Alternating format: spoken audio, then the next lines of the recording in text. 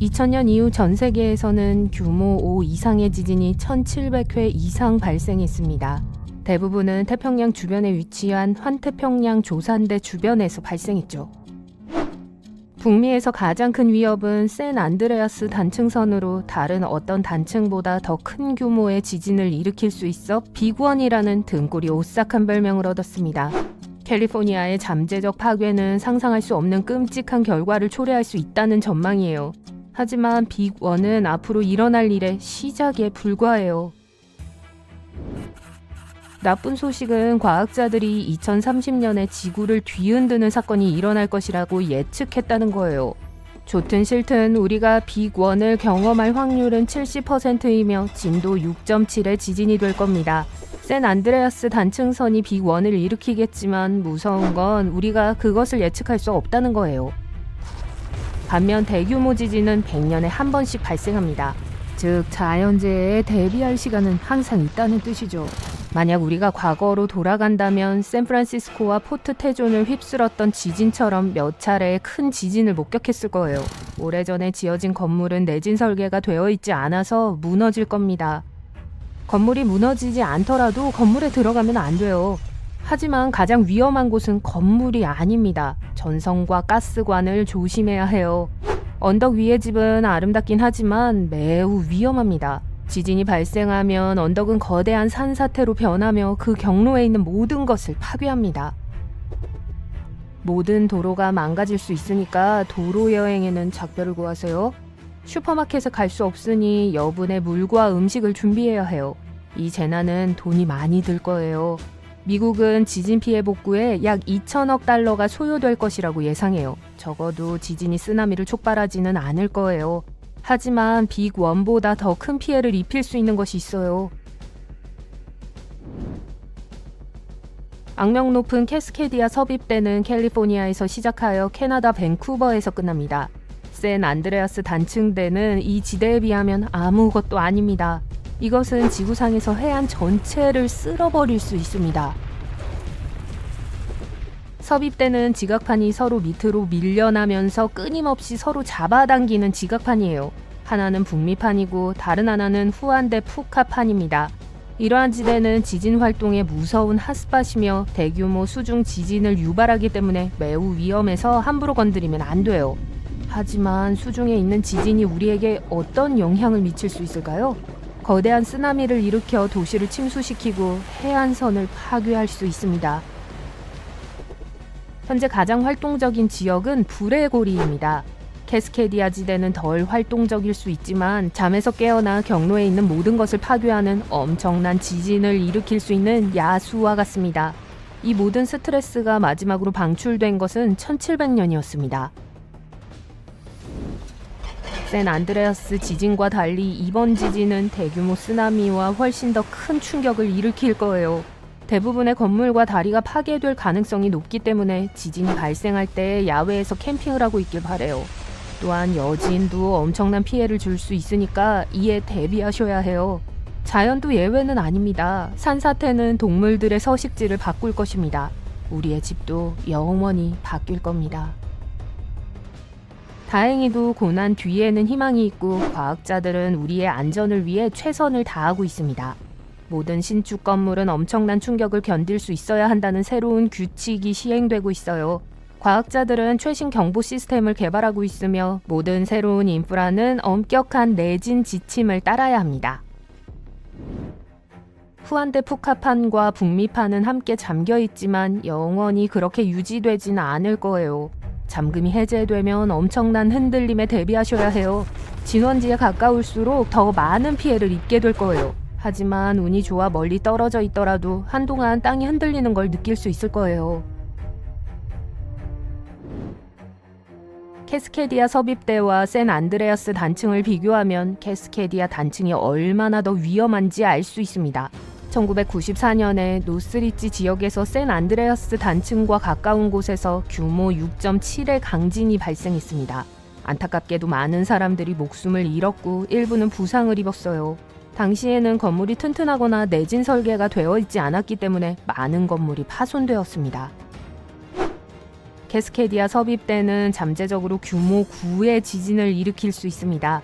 규모 6의 지진은 약 2천만 킬로그램의 다이너마이트 위력을 가지고 있지만 규모 9는 20조 킬로그램의 다이너마이트 위력을 가지고 있어요. 지금까지 기록된 가장 강력한 지진은 칠레에서 발생했고 진도 9.5로 대부분의 것을 파괴했습니다. 여러분이 지진에서 살아남았다고 가정해 볼게요. 하지만 고난은 아직 끝나지 않았습니다. 얼마 지나지 않아 일부 지역에서는 파도가 최대 30m에 이르는 거대한 쓰나미가 닥칠 거예요. 이는 큰 파도를 일으키지 않은 샌 안드레아스 지진과 매우 다릅니다. 바닷물이 나무와 식물을 파괴하고 일정 기간 동안 환경을 변화시킬 테니까 아름다운 정원과 작별을 구하세요. 유일하게 긍정적인 점은 마른 나무가 모두 유령의 숲처럼 보일 것이기 때문에 할로윈 장식이 필요하지 않다는 거예요. 파도, 지진, 그리고 이 지역의 거대한 규모 때문에 이 자연재해는 샌 안드레아스 단층이나 소위 빅원 단층으로 인한 것보다 훨씬 더 위험할 겁니다. 약 300년 전에도 이와 유사한 지진이 발생했어요.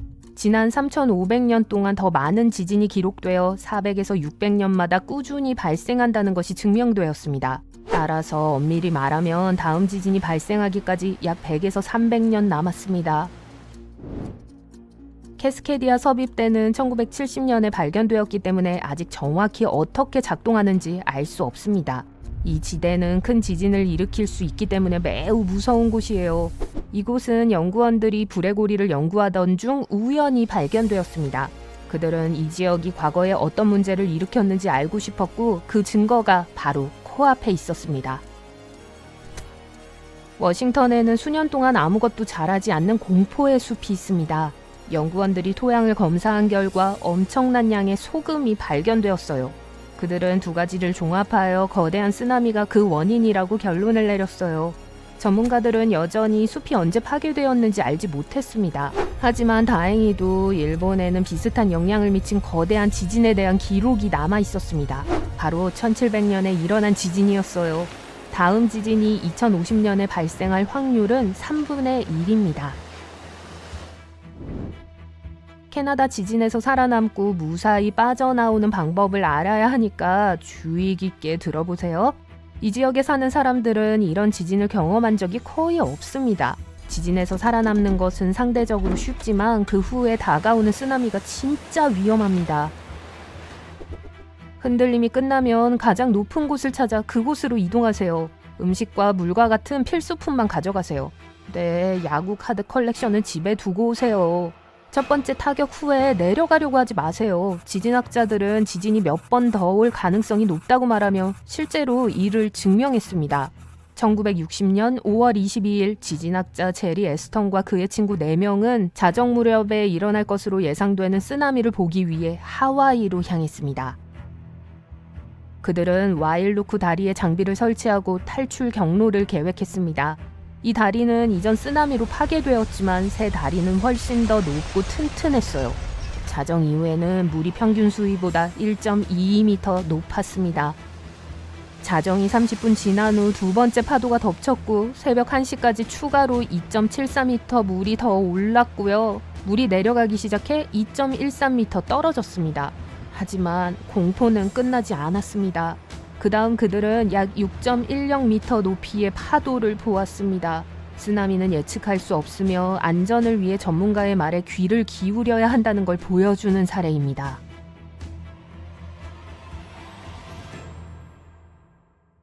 지각판이 만나는 지하에는 강력한 힘이 숨어있고 그 힘은 다른 지각판을 그 아래로 밀어내기도 합니다. 태평양과 인도양에서 발생하는데요. 수세기에 걸쳐 힘이 쌓이고 거대 지각이 깨어날 때까지 긴장감은 견딜 수 없을 정도입니다. 그 어떤 지진보다 강력한 진도 9를 넘나드는 규모로 지구가 흔들립니다. 해저가 갑자기 빠르게 밀려 올라오면 물속에 거대한 파문이 일어나고 엄청난 힘의 쓰나미가 발생해요. 이러한 파도를 원거리 쓰나미라고 하는데 해저 전체를 가로지르며 수천 킬로미터 떨어진 해안선까지 덮칠 수 있습니다. 추력 단층은 965km에 걸쳐 뻗어 있습니다. 지구가 단순히 흔들리는 게 아니라 찢어지는 듯한 느낌입니다. 이것이 바로 거대 지진의 위력입니다. 그 길목에 갇힌 사람들은 목숨을 걸고 싸워야 합니다. 일본 당국은 최근 사상 처음으로 대지진 주의보를 발령해야 했습니다. 난카이 해구 해저지대의 가장자리에서 강한 진동이 발생했기 때문이에요. 결국 대부분의 경보가 해제되었고 규모 7.1의 지진으로 인한 피해는 크지 않았습니다. 일본 남서부 일부 지역이 흔들리기 시작했고 안전을 위해 일본 내 초고속 열차의 속도가 느려져 모든 사람의 이동이 느려졌습니다. 하지만 난카이 해구에서 향후 수십 년 내에 발생할 수 있는 거대 지진의 위험에 대해 모두가 경각심을 갖고 있어요. 필리핀의 아래의 지각판은 매년 몇 센티미터씩 움직이며 일본이 있는 땅 밑으로 천천히 미끄러지고 있습니다. 이 지역에서 마지막으로 발생한 지진은 1944년과 1946년에 발생한 규모 8.1의 지진이었습니다. 이 지진은 이 나라에 많은 피해를 입혔습니다. 이 지역에서 다음 거대 지진이 발생한다면 규모 8에서 9 사이가 될 수 있습니다. 과학자들은 이 거대 지진의 발생 가능성에 대해 아직 동의하지 못하지만 80%까지 확신할 수 있어요. 태평양 반대편에서 미국 지질조사국의 과학자들은 미국 서부 해안의 위험한 지역을 연구했습니다. 이곳은 캐스케디아 섭입대라고 불리며 캘리포니아 북부에서 캐나다 밴쿠버 섬 북부까지 뻗어 있어요. 지난 14,200년 동안 이 지역에서는 최소 30번의 큰 지진이 발생했을 것으로 추정돼요. 평균적으로 500년에 한 번씩 큰 지진이 발생합니다. 하지만 캐스케디아는 오랫동안 조용했고 과학자들은 이를 걱정하고 있어요. 과학자들은 이 지역이 지각판이 서로 달라붙어 많은 압력을 받고 있는 잠긴 상태이기 때문이라고 생각해요. 결국 해저의 일부가 갑자기 부서져 몇십 센티미터 앞으로 움직일 수 있어요. 흔들림은 5분 정도에 불과하지만 해저가 이동하면서 강력한 쓰나미가 발생하면 10시간 동안 지속될 수 있습니다. 만약 실제로 발생한다면 이는 일본 역사상 최악의 자연재해가 될 것이라고 전문가들은 말합니다. 일부 내륙 언덕의 지반이 퀵샌드처럼 변할 수 있어요. 이로 인해 산비탈이 미끄러지고 무너져 도로와 다리가 무너질 수 있어요. 약 100개의 병원과 2,000개의 학교를 포함해 약 62만 개의 건물이 심하게 손상되거나 붕괴될 수 있어요. 워싱턴주 주민들은 2주 동안 도움 없이 스스로 식량, 식수, 대피소를 찾아야 할 수도 있습니다. 과학자들은 지각판이 몇 주 또는 몇 달에 걸쳐 매우 느리게 움직이면서 약간의 에너지를 방출하지만 큰 지진을 막기에는 충분하지 않은 슬로우 슬립 현상을 연구하고 있어요. 지진의 규모가 한 단계 올라갈 때마다 방출되는 에너지가 40배 더 커집니다. 따라서 진도 9의 강진과 같은 에너지를 방출하려면 500년 동안 매일 약 100만 번의 작은 지진이 계속 발생해야 해요. 그런데 이러한 작은 지진이 더 큰 지진이 다가오고 있다는 단서일 수 있어요. 캐스케디아 단층을 더 잘 모니터링하기 위해 전문가들은 단층을 더 정확하게 매핑하고 해안에 더 나은 모니터링 도구를 추가하고 있어요. 과학자들은 $10,000,000 이상을 지원받아 오리건 연안의 광섬유 케이블에 지진 센서와 해저 압력 게이지를 설치했어요. 목표는 큰 지진이 발생했을 때 사람들에게 경고하고 잠재적으로 생명을 구할 수 있도록 준비하는 거예요. 1964년 이 지역에서 급격한 거대 지진이 발생했습니다. 알래스카 대지진으로 알려진 이 지진은 규모 9.2의 강진이었어요. 지진은 4분 이상 지속되어 미국과 북미 역사상 가장 강력한 지진으로 기록되었습니다. 땅이 너무 심하게 흔들려서 거대한 균열과 산사태가 발생했어요. 앵커리지의 많은 주택, 건물, 도로는 이러한 강진에 견딜 수 있도록 지어지지 않았기 때문에 파괴되고 말았습니다. 어떤 곳은 땅이 영구적으로 바뀐 곳도 있었어요. 예를 들어 코디악과 힌친브룩 섬 인근의 해안선은 9m나 들떴습니다. 거드우드와 포티지 같은 다른 지역에서는 땅이 2m 정도 가라앉았고요. 도로를 더 높게 재건해서 해일에 침수되지 않도록 해야 했어요. 8.23m의 거대한 쓰나미가 체네가 마을 전체를 휩쓸었어요. 많은 해안 마을이 지진뿐만 아니라 뒤이어 발생한 쓰나미와 화재로 인해 큰 피해를 입었습니다. 대지진 이후에도 몇 달 동안 수천 차례의 여진이 발생했어요. 지난 8월 24일 규모 4.4의 강진이 로스앤젤레스를 뒤흔들었습니다. 지진이 끝난 후 LA 소방국은 도시 곳곳을 점검했지만 큰 피해나 부상자는 발견되지 않았어요. 지진의 진앙지에서 가까운 인근 도시인 패서디나에서는 시청 내부의 수도관이 파열되어 모든 사람이 건물 밖으로 대피해야 했어요. 다행히 쓰나미의 위험은 없었습니다. 이러한 상황에서 당황하지 않기 위해 우리가 할 수 있는 최선은 대비하는 것입니다. 일본은 4개의 지각판 가장자리에 위치해 있기 때문에 지구상에서 지진이 가장 많이 발생하는 곳 중 하나예요. 매년 약 1,500회의 지진이 눈에 띄게 발생해요. 이 때문에 일본 사람들은 지진과 함께 사는 법을 배웠습니다. 진도 7까지의 지진에도 건물이 무너지지 않고 견딜 수 있어야 한다는 규칙이 1955년 제정되었습니다. 30년 후 업데이트된 내용에 따르면 이러한 지진에도 건물은 경미한 손상만 입고 평소와 같이 작동해야 한다고 해요. 하지만 지진이 더 강할 경우 건물의 주된 임무는 무너지지 않고 사람들의 생명을 구하는 것이라고 법은 규정하고 있습니다. 가장 기본적인 수준에서 건물은 더 두꺼운 보호, 기둥, 벽으로 더 튼튼하게 만들어져 흔들림에 더 잘 견딜 수 있습니다. 또 다른 기법은 건물 바닥에 고무와 같은 재질로 만든 특수 패드를 설치하는 거예요. 일부 건물은 지진과 건물을 완전히 분리하는 두꺼운 패딩 층 위에 지어져 지진 발생 시 건물을 보호하는 데 도움이 되기도 해요. 고층 빌딩은 앞뒤로 많이 흔들려 최대 1.5m까지 움직일 수 있어요. 손상을 막기 위해 엔지니어들은 2층부터 꼭대기까지 댐퍼라는 것을 추가할 수도 있어요. 이 댐퍼는 거대한 자전거 펌프와 비슷하지만 공기 대신 액체로 채워져 있습니다. 건물이 흔들리면 댐퍼가 내부의 액체를 밀어냅니다. 액체가 많이 찌그러지지는 않지만 흔들림을 일부 흡수할 수 있습니다. 엔지니어는 고층 빌딩을 지을 때 가능한 한 단순하고 균형 잡힌 구조를 만들기 위해 노력해요. 이는 각 층의 높이를 동일하게 하고 지지 기둥을 고르게 배치하는 걸 의미해요. 하지만 고층 건물을 설계하는 건축가는 건물의 모양에 대한 창의적인 아이디어가 있기 때문에 이러한 타협을 원하지 않을 때가 있어요. 그런 경우에는 타협점을 찾아야 해요. 예를 들어 세계에서 가장 높은 건물 중 하나인 도쿄의 스카이트리 타워는 미래지향적인 스타일로 설계되었지만 지진으로부터 건물을 보호하기 위한 특별한 기능도 갖추고 있어요. 일본 전통 탑과 같은 중앙 기둥과 지진 에너지를 흡수하는 내진 댐퍼가 있어 건물을 안전하게 지켜줍니다.